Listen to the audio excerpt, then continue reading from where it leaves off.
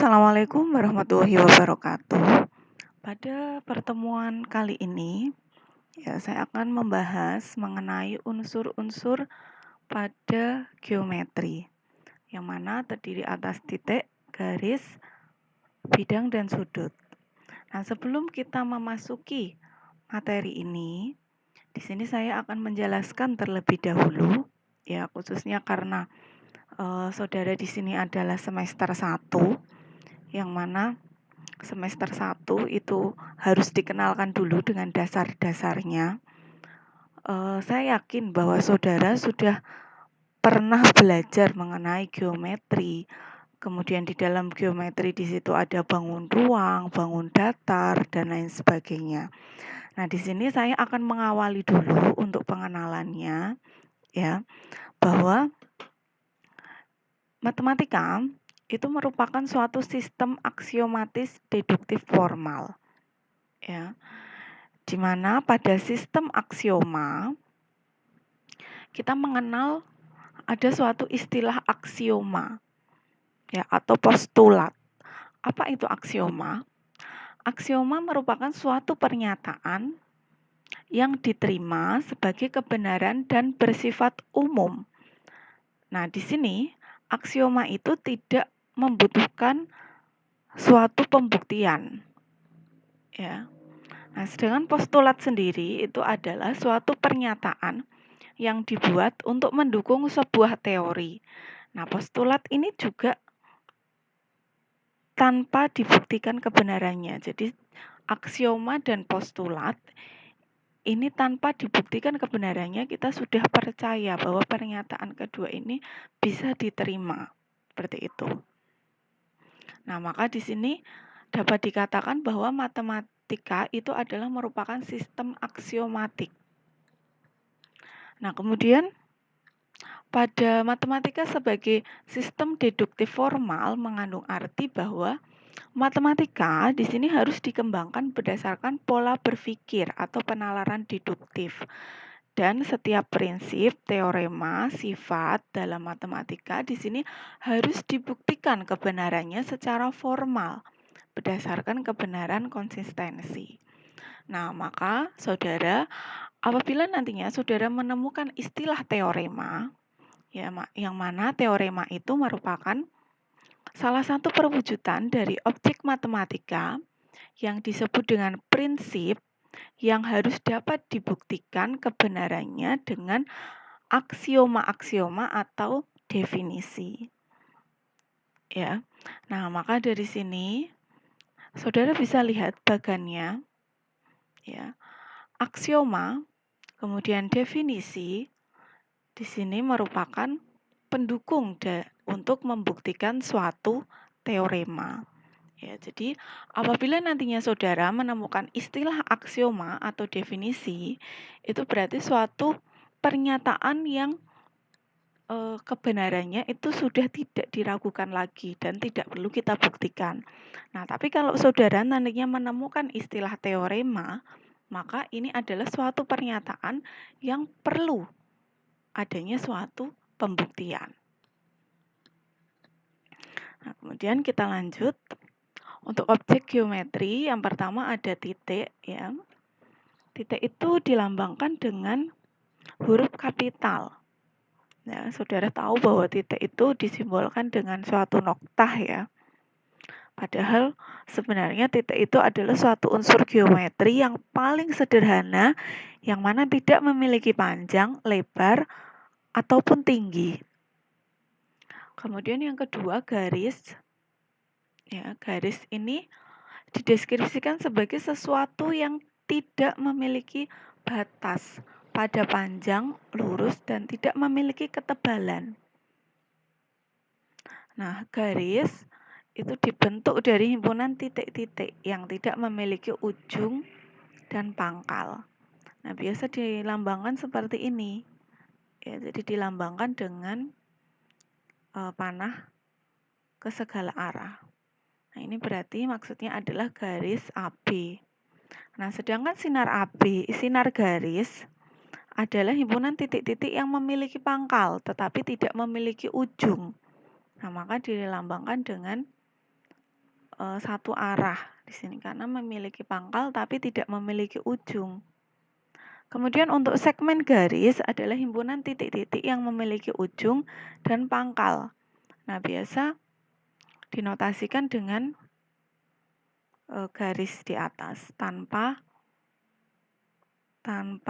panah ya, tanpa arah. Nah, di sini disebut sebagai sinar garis. Nah, yang biasanya kita pelajari yaitu segmen garis. Jadi dia memiliki ujung dan memiliki pangkal, ya. Nah, kemudian bidang itu dideskripsikan sebagai sesuatu yang tidak memiliki tepi, berkelanjutan ke segala arah, ya, dan tidak memiliki ketebalan. Nah, suatu bidang itu merupakan suatu bagian dari objek fisik, ya, dan irisan tipis yang bisa dipotong. Nah, bidang ini biasa dilambangkan dengan huruf Romawi ya, bisa alfa, beta, dan seterusnya. Nah, di sini ada 2 buah titik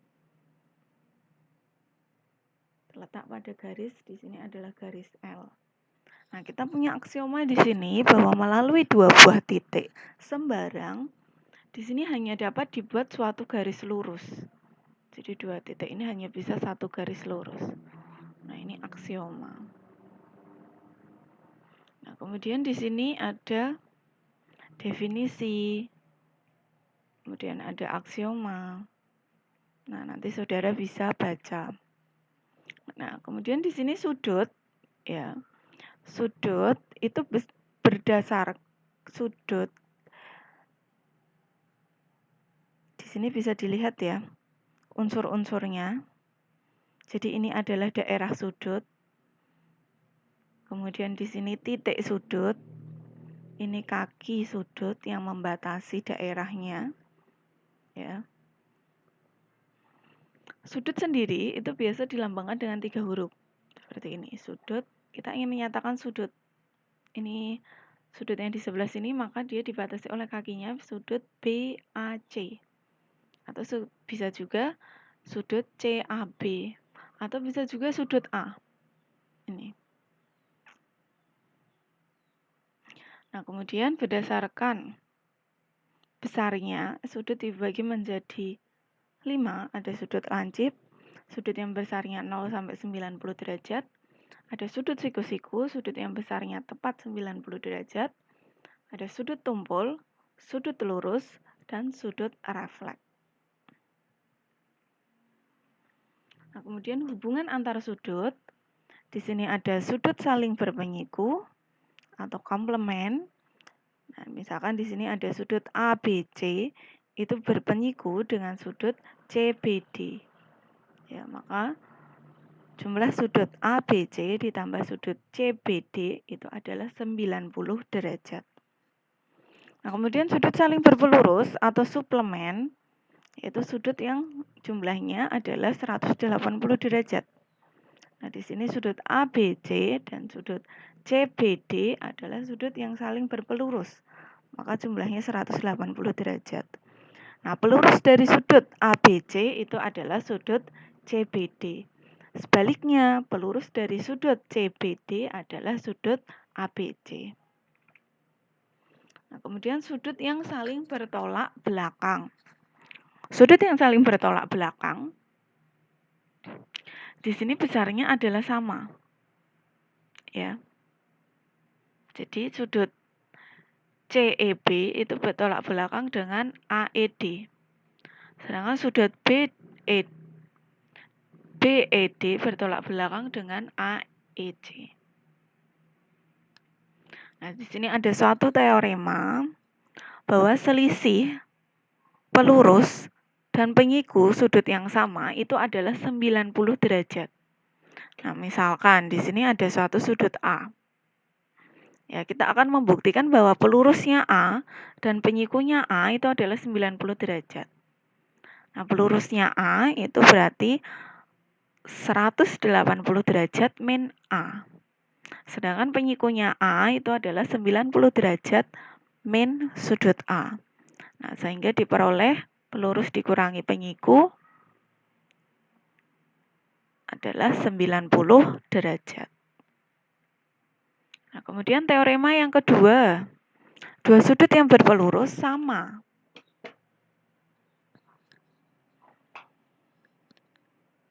Akan sama besarnya. Jadi, jika ada dua sudut yang pelurusnya itu adalah sama, maka besar sudut itu juga akan sama.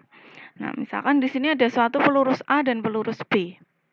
Kita akan membuktikan bahwa sudut A itu sama dengan sudut B. Nah, pelurus A dan kita punya bahwa pelurus A itu sama dengan pelurus B. Pelurus A adalah 180 minus sudut A. Pelurus B adalah 180 minus sudut B. Nah, 180 ini coret, maka sudut A sama dengan sudut B. Ya. Jadi, terbukti. Nah, ini tadi kita akan membuktikan bahwa sudut bertolak belakang itu besarnya sama. Baik, kita akan membuktikan. Jadi, sudut A2 itu bertolak belakang dengan A4. Ya. Kita akan membuktikan bahwa besar sudut A2 sama dengan A4. Nah, A2 di sini berpelurus dengan sudut A1, ya. Kemudian A4 itu berpelurus dengan sudut A3. Atau bisa juga A4 juga berpelurus dengan sudut A1. Nah, maka bisa kita tuliskan di sini. Nah, maka dari sini sudut A2 itu sama dengan A4. Ya, karena ini sama. Selanjutnya adalah garis-garis yang sejajar. Nah, di sini dua garis lurus disebut sejajar jika garis-garis itu terletak pada satu bidang datar dan tidak memiliki titik persekutuan atau titik potong. Jadi, dua garis itu mau diperpanjang sampai berapapun, dia tidak akan berpotongan. Ya. Nah, kemudian jika dua garis yang sejajar ini, garis A dan B, dia dipotong oleh salah satu garis lurus, garis C. Nah, maka di sini akan membentuk suatu sudut.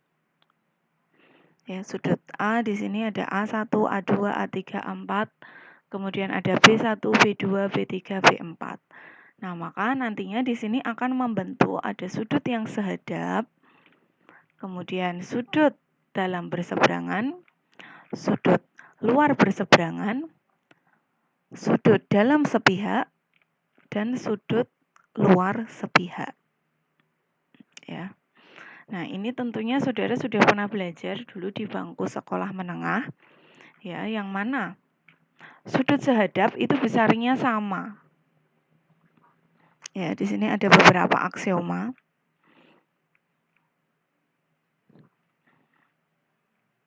Yang mana di sini aksioma, jika dua garis dipotong oleh garis ketiga sehingga sudut sehadapannya sama, maka kedua garis itu sejajar.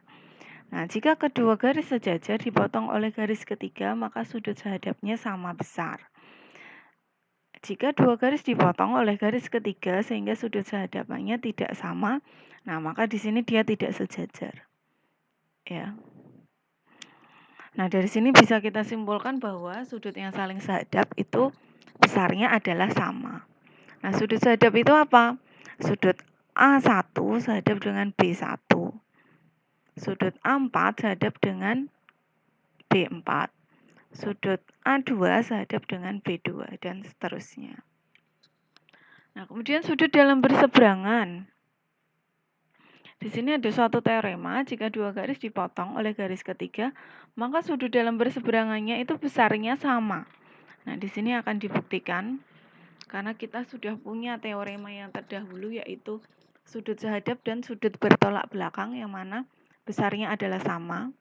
Ya, kita akan membuktikan bahwa sudut dalam berseberangan yang kita ambil adalah sudut A2 dan juga sudut B4 itu besarnya sama. Nah, kita tahu bahwa sudut A2 itu sama dengan B2. Kenapa? Karena dua sudut ini sehadap. Kemudian sudut B2 itu sama dengan sudut B4 karena sudut ini dan ini bertolak belakang. Nah, dari sini maka bisa kita peroleh bahwa sudut A2 itu sama dengan sudut B4. Nah, maka dapat disimpulkan bahwa dua sudut yang dalam berseberangan itu besarnya adalah sama. Nah, di sini ada teorema lagi, jika dua garis dipotong oleh garis ketiga, sehingga sudut dalam berseberangannya sama, maka garis itu sejajar. Nah, ini bisa saudara buktikan. Nah, kemudian sudut luar berseberangan. Luar berseberangan ini juga besarnya sama. Nah, jika saudara masih ragu, ini bisa dibuktikan juga ya dengan kegiatan ini tadi. Kemudian sudut dalam sepihak. Sudut dalam sepihak ada teorema di sini, jika dua garis lurus dipotong oleh garis ketiga, maka sudut dalam sepihaknya itu jumlahnya 180 derajat. Nah, sudut dalam sepihak itu mana? Jadi bisa kita misalkan sudut dalam sepihak itu misalkan adalah sudut A2 dan juga sudut B1. Ya. Jumlahnya 180. Nah, kita tahu bahwa sudut A2 dan A1 itu saling berpelurus, maka jumlahnya 180. Nah, padahal kita tahu bahwa sudut B1 dan A1 itu sama. Kenapa? Karena sehadap. Nah, maka ini bisa diganti. Maka sudut A2 tambah B1 180. Ya, jadi sudut dalam sepihak itu besarnya adalah 180. Nah, saudara bisa mencari lagi dari di sini, mana lagi yang merupakan sudut dalam sepihak.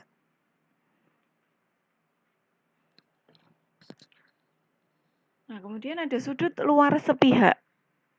Luar sepihak itu berarti kalau dalam tadi A2 dengan B1, kemudian A3 dengan B4, maka yang di luar itu ada A1 dengan B2 dan A4 dengan B3.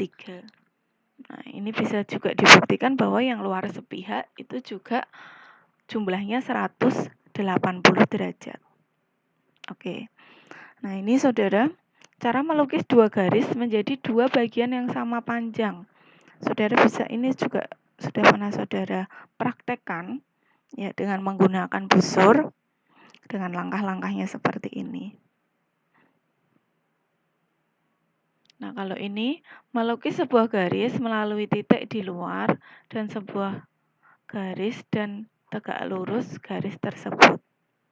Jadi kita menggambar suatu garis yang tegak lurus dari suatu titik di luar garis itu.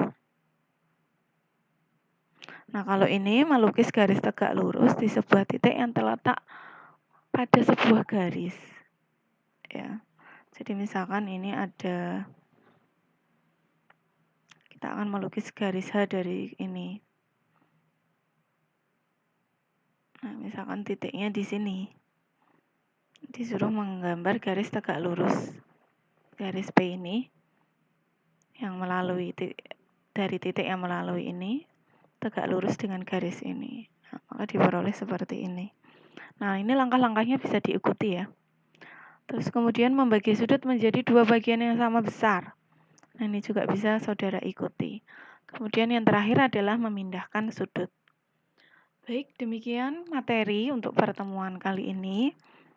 Nah, untuk lebih jelasnya saudara bisa baca materi ini.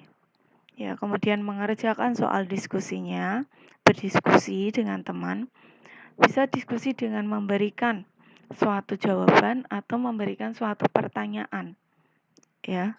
Sekian dari saya. Assalamualaikum warahmatullahi wabarakatuh.